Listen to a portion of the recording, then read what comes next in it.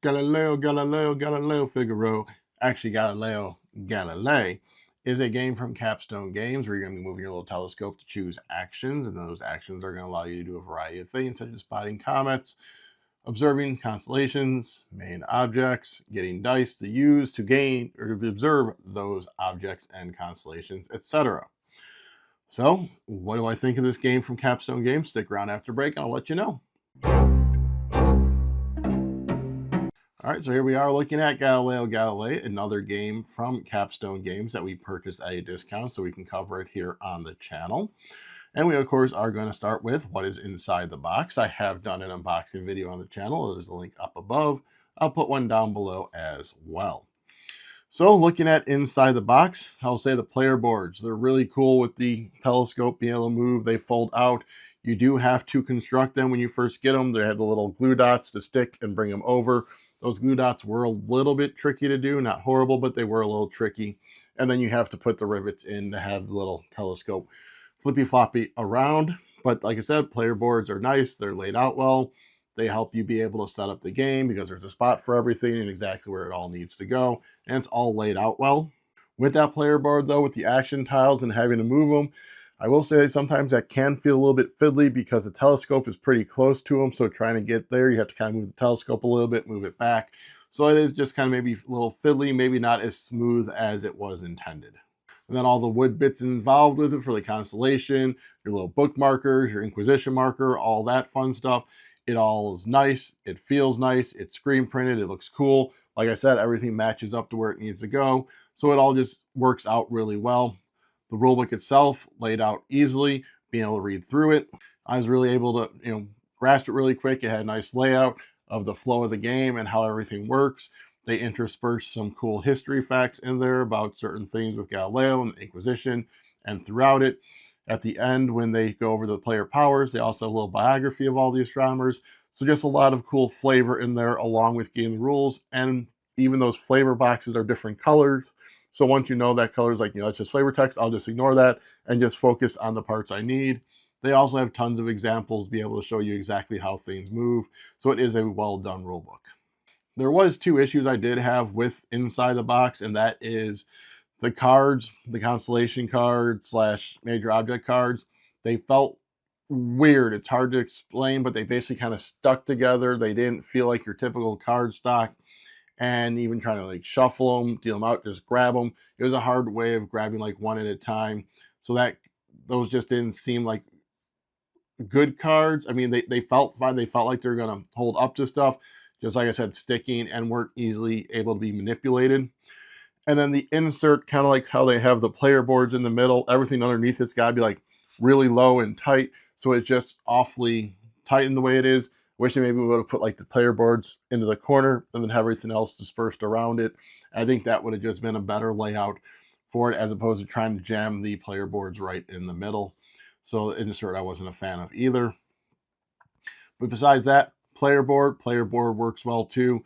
Score track around it has a spot for everything when you're laying it out, for all the little columns and for all the scoring, the university tiles and so forth. And then even the comet track works out well, although I will say that is one thing that might get people confused. When you're putting the comets up top, they think, well, I might have to put the comet on the card I want the comet to go to, where it's really just a holding place for them. All right, moving into the two-player changes. There is not many two-player changes in here. The main thing with the player counts is how that discovery deck is laid out, is possibly more cards for the higher player counts. And then there are certain comet spots that unlock it. I believe it's 4 players or 3 and 4 players, but there's more comet spots as you get to higher player counts. Gain of gameplay. So this game is one of those games where as you're explaining all the actions and how things work out and how to observe stuff, and you have to combine these dice and you're manipulating these dice and moving those around, that's going to sound complicated to people and like a lot going on. But then once you start playing it, everything's going to click and you're going to realize, oh, that's actually not that convoluted. That's not that complicated. Putting these colored dice together is there. And that's one of the cool things too with those cards is when it needs like orange, it will show the red die and the yellow die to let you know which colors go into it. And then there even is a section in it that they have gone for colorblind friendliness that, they show like a yellow one's going to have a dot here, a red one's a dot here, blues here, and then even the dice themselves have the dots in those locations. So when you're looking at the dice and know where the dots are supposed to be for what color, that way you do know what color that is if you do have trouble seeing those colors. The turn structure itself is also smooth, easy to understand, kind of going back to what's in the box about how everything's kind of laid out well. And again, if you don't know exactly how to play the game, I'll include a link to how to play up above, and then down below I did a how to play for it as well.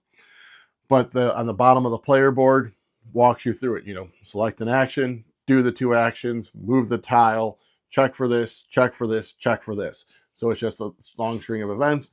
And like I said, it is all on the player board, so it is easy to reference down there at the bottom. And that's just a really cool thing that they have in there to kind of help keep the game flow going along. And with that gameplay, this has what I like in games where there's combos. You can set yourself up for some big combos, especially once you start upgrading those tiles, because like there's one tile whose thing lets you do 3 things. Well, when you do those 3 things, you may trigger something else. Like when you're observing the constellations, then you're moving this token and then you're doing something else. When you grab certain when you do the comets, you might be able to unlock Book of Comets things, and that goes along with the whole observing action. So there is a way of kind of comboing and doing a ton of stuff on your turn, but then at other times you're just going to have these quick turns where, hey, I grabbed a die, I moved up on that track, your turn, go. And then moving up on those tracks, those things give you certain abilities or dice or so forth. And then moving the book across, that unlocks a bunch of things. So just the amount of combos and the ways that you can sometimes have these big, cool action turns is something in that gameplay that I do really enjoy. But then there is the game element that I am not a huge fan of. Neither is Brian. It is the one thing that really does drag this down for us, and that is the Inquisitors. It feels too punishing, especially at the beginning. I know that's what Inquisitors do. They punish people. But for this, it just drags down the gameplay. It's something that you really have to try and focus on. If you don't, it's just going to keep getting in your way of grabbing things. When you're doing things, it's going to keep hindering you, and it's going to make bad things happen, and you're going to keep losing points. And it's just going to kind of have this very negative overtone of the entire game as you're playing it, because you're just constantly getting beaten down by these Inquisitors and really having to try and figure out how to mitigate those. And with how much is already kind of going on with the game of manipulating dice and making sure you have the right ones and moving on these tracks and collecting these rows up here, that Inquisitor just feels like that step too much, especially when a lot of your observing actions give you the Inquisitors. A lot of the ones when you move your book across are going to give you those Inquisitors. So it just constantly seems to just keep beating you down and beating you down. It really dragged it down for us. I know it was the big thing that Bri did not like about the game. But overall, I did really enjoy this one with, like I said, being able to set up those combo actions, having those big turns, but not having them every time for every one to where it drags out the game or drags out every turn. They kind of get sprinkled in, and that's just the right amount because it doesn't lose its excitement. It doesn't lose its flair by, oh, look, I comboed even more. Look, he comboed again. Look, I comboed again. It's kind of that whole rewards you kind of setting up and then hitting those combos and moving this stuff around and manipulating it right and getting your tiles moved in the right spot to be able to set up those big action turns. And then touching on it again, because I feel it needs to be mentioned, the huge drawback for us is those Inquisitors. If you don't have a firm focus on them at the beginning, then it is going to be a struggle throughout the rest of the game and kind of limit what you might want to grab, because you're not going to want to get those negative points by persuading a Inquisitor, especially if you don't have enough to move them over enough, because then you're going to keep moving back on that track. And especially with how far back on the track you start at the beginning of the game, like almost one of the first Inquisitions, if you don't fully just jack everyone over, is going to push you right there near the edge of getting negative points. In one of the games we did, I just moved all the Inquisitors at the beginning, got it moving, so that way I could just keep moving forward, where Bri was struggling at that end, and it really hampered and drew down her experience. So that is why I'm going to say, though, even though with all that Inquisitor, I'm going to still say it is very good. I am going to give this an 8 out of 10. I do enjoy playing it and would suggest it. If the Inquisitors weren't there, this could probably be a 9 for me. I definitely would very much enjoy playing it. The Inquisitors do take it down that much. I actually was even teetering on even saying it's a 7, because usually willing to play, because there are sometimes I just don't want to have to deal with those Inquisitors. So I'm going to stick with an 8 because of the combo nature, because of the good elements to the game, and just because of the way that everything can get manipulated. But I will say this can be a punishing game with those Inquisitors, and even the solo play that I did, I'll include a link to that down below, up above, wherever. Even that one just kind of like lulls you in the sense of false security and then just pounds you relentlessly and just crushes you by the end. So this is a punishing game in that respect. But overall, I do still find it to be fun outside of those elements, especially if you can manage those elements.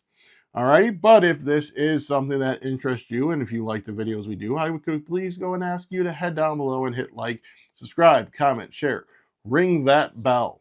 In the comment section, let me know what your favorite major object is in the sky, and that's basically like suns, moons, planets, etc., or your favorite constellation. Something in the nighttime sky, let me know what you like. If you like games, which I'm assuming you do if you're watching this, then you might want to buy more games. If you want to buy more games, go ahead and hit Miniature Market Up. We have a link down below. If you use that link, we do get a portion of that sale to help fund this channel.